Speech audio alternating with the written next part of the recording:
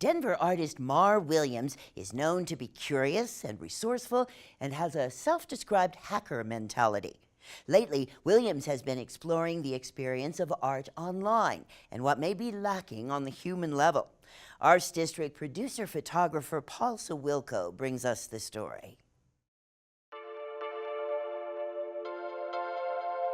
I think creativity in general is just a form of problem solving.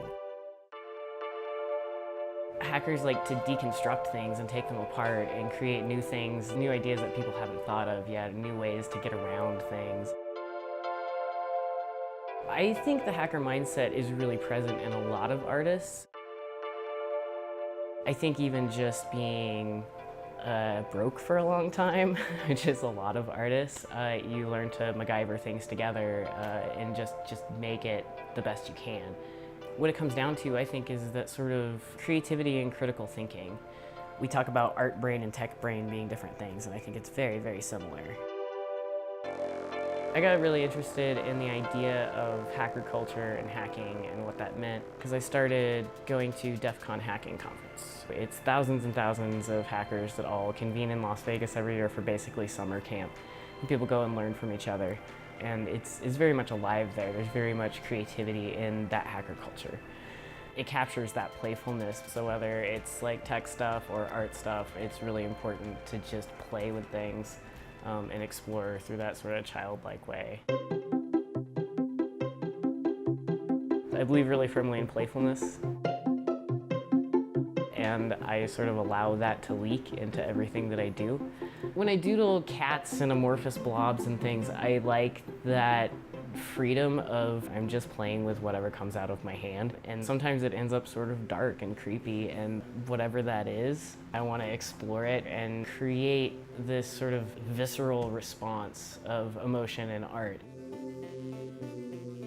I think that we're at this point in how the Internet of Things is evolving, that we're so connected that we sort of lose this emotional connection.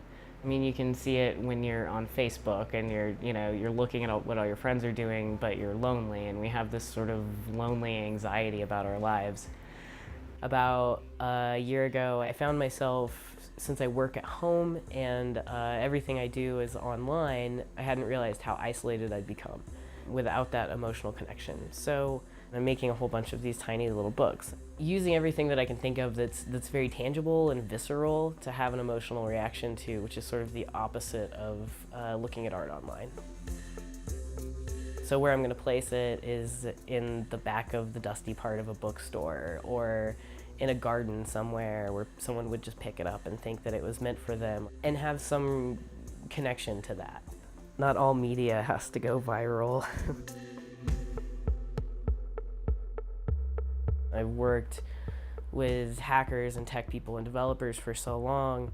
A lot of the driving force behind those projects seems to be creating new things out of new technology, where art is merging more and more, which I think is a great thing, and I think it can be really useful, but it's not the only thing. And I think it's important to, while we're moving forward in that way, to look at the parts that are sort of falling away. And I think emotional connection is one of those big problems that we know about. It makes us all anxious, and we're not really solving it yet. So I think little things like this at least make people think about it. I think that's a very human thing to do.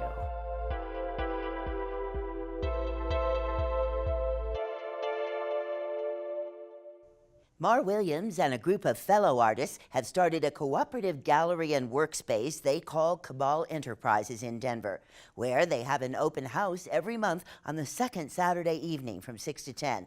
You can find out more at cabalgallery.com.